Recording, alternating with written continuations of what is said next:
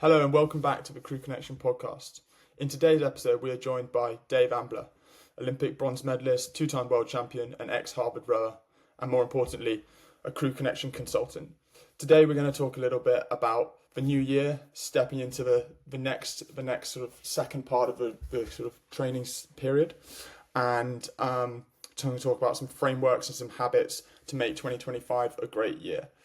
So, Dave, what was your mindset going into the new year and your sort of peak competitive years? Yeah, so um, I think it would just be a really good chance to take a mental break from the the kind of the stress of everyday competitiveness. So whether you're on a kind of a big university team and you're really competitive there, so whether that was at Harvard or Oxford, working towards RAs, Harvard Yale or the boat race, or equally the national team where you're working towards world championships at the Olympics. I think the day to day is quite stressful. You're always, trying to perform on pieces, perform on erg tests, and change, adapt, work well with the coaches, and step on as an athlete. I think in terms of the mindset change through that New Year period, it would kind of start to look a bit more forwards towards those kind of big events at the end of the year and really start to hone in on those. I think it's quite tricky, in September time to come and start training with the intent to race really hard in June, July, or August. And so you kind of just need to get stuck into the year, get stuck into the training.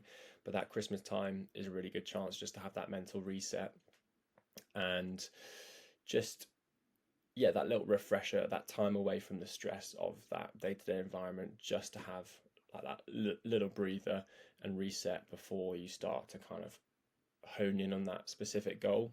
I felt like I couldn't necessarily do that straight from September, but from January on, it was a bit more of a manageable timeline for me.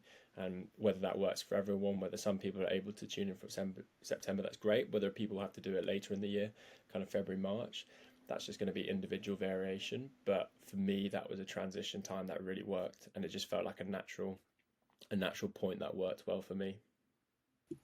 Yeah, I think that's spot on, and I also think you've got to figure out what's going to set you apart. And for me, it was coming into the new year. It was like, right, I'm going to be as consistent as possible. I'm going to try and be the most consistent person on the team because the coaches will notice that. And also, if I'm consistent and people know I'm always there, it's going to give them confidence to like race with me and be a sort of team member. But you've got to figure out like how you deal with that and how you sort of implement that consistency. And a lot of it was just like, all right, checking in with myself every day, like how can I do my job to the best of my ability? How can I keep it simple for myself and how can I just focus on my controllables? And like by doing that every day, it just like allowed me to sort of develop real consistency within the team and actually sort of the long hard sessions or the long days of weights, rowing and ergs when it's really cold, just like keeping it really simple on the national team and just chipping away, and actually the sort of the big base training does sort of slip by in like a really productive manner. I think taking it day by day as well, um, it just kind of, a missed day of training it is more of a setback, or the potential negatives from a missed day of training is much greater than the incremental gains from really kind of smashing one steady state and just having that approach to like, how am I going to not get ill? Not just smash a week of training. I think we've all kind of seen teammates who absolutely crush one week of training, but then they're ill for another week, and it's just like this up, down, up, down. And I think just making sure your mindset is kind of strong enough that you're ready for resilience over months and not days is really important. And that requires kind of being a little bit easier on yourself. It's not about like smashing yourself for a week. It's about kind of training consistently over a year or 6 months. And I think that Christmas time is also quite a good chance to just think about that aspect as well, because it's when people typically get ill. You've got a lot more flus and bugs going around. So it's a good chance just to like think about your strategy around that as well, particularly in school and university where there's a load of bugs going around. Yeah, yeah. So we've had a few questions from listeners. So we'll go through a few of them now. So one of them was, how did you manage injuries and illnesses around training, and how did you manage that sort of setback from injury? Yeah, I think injuries and illness is always going to be like a massive challenge, but it's always going to be a part of sport. I don't think you could talk to a single athlete who's kind of compete at the highest level and them not have a history of pretty kind of strong injuries or illness. When I was in my junior year at Harvard, actually, I had glandular fever, and I actually got it quite bad. So I took kind of about 4 or 5 months out from rowing. So I got it basically septic. I kind of got it in the first 2 weeks of the school year. Started to feel pretty rubbish. Kind of ignored it a little bit. Tried to train through it, and then just got absolutely wiped by it. And I had to take 4 months off, kind of completely from training properly with the team. I could still do a little bit, and so I actually used that time just to work on my strength. So I just basically did weights every day because it was relatively low, kind of low impact on the body in terms of it wasn't stressing my body out too much, so I could get away with it and still recover from the illness. And then actually kind of went on, and then I think 2 or 3 months after coming back from illness full time, I had a PB on my 2K, had a PB on my 5K, and so I think I knew that strength. I was quite like a skinny, weedy person who'd still just not quite made the physical transition from school to university, and actually having those 4 months to work solely on strength training in still quite a relaxed way. Like effectively, I was still quite ill. I just basically did a little bit of weights in the gym, kind of more for sanity's sake, but also just because I knew it was a weakness. But actually, that illness and those months away from the team, which were forced, and I kind of had to, actually meant I could work on a slight area of weakness and came out a lot stronger from it in the long term. And I think, it's easy to put sort of a nice little tinge on any illness or injury and say it's a real good opportunity, because sometimes it is a real challenge. It's tricky to be away from the team. It's tricky not to be able to do kind of cardio or weights, whatever it is, whether it's a back or a rib or a hip.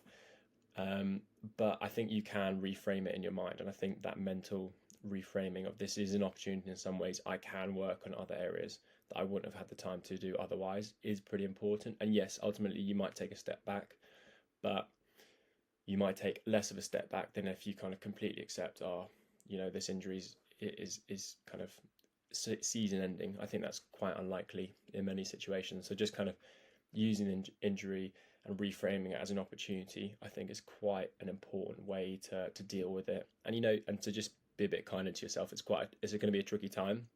But if you acknowledge that and work on kind of what you can do around it, I think you can actually come out in a really strong place.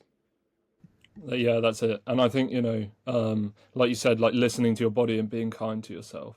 I think, people often can sort of like not listen to their body and then push too hard when they're slightly under the weather. And, I know there's people on the GB national team that like manage themselves really well, like people in your boat, Dave, that really sort of, if they're feeling slightly not 100%, they'll like, take a session slightly below like maximum effort or normal steady state of what they would normally do so they don't get ill or injured. And I remember when I was at Leander in my gap year, Debbie Flood, the Olympic silver medalist, said, the big change in my rowing career was when I did 100% of the training at 90% effort compared to 90% of the training at 100% effort.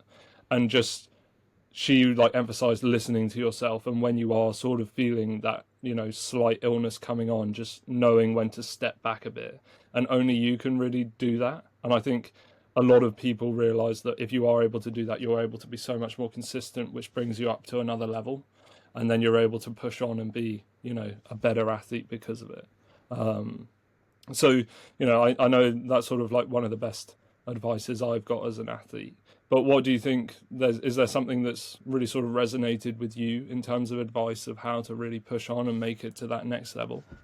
I think when I was at school, when I was at university, I was always looking for those like little one percenters. And I think it's a great attitude to have. You're always kind of looking at the best kind of heart rate information you can use. What's the best kind of exact sort of your seat pad, your kit. You look at all those little things, and I think you can actually really ignore the 95% of what makes you a great athlete. And I think it's something my coach for the last 2 years has been really good at on the national team, Christian. He'd really make us work on the basics, and I actually think I didn't think I'd get to the national team and be spending real time on the basics.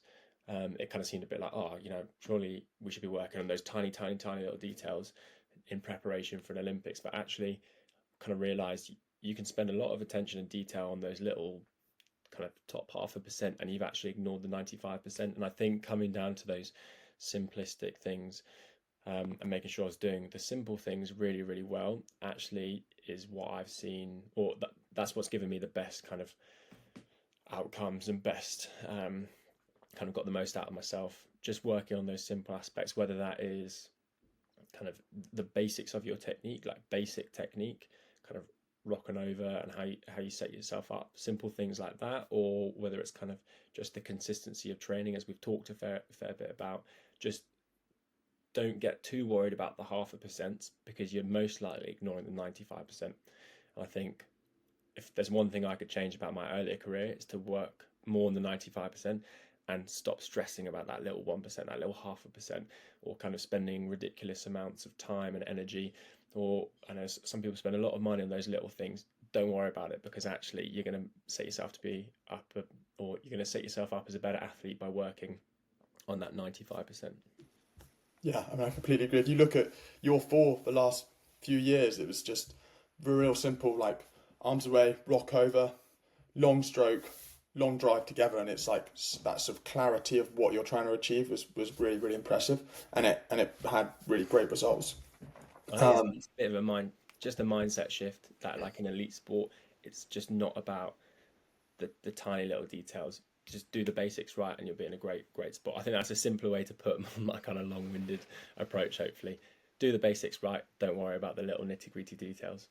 No, I love it. That's so good. I mean, I think the best advice I had is sort of more of like a mindset and more of like a culture thing from Mike Gennaro, and he used to say, make people realize when you're not there.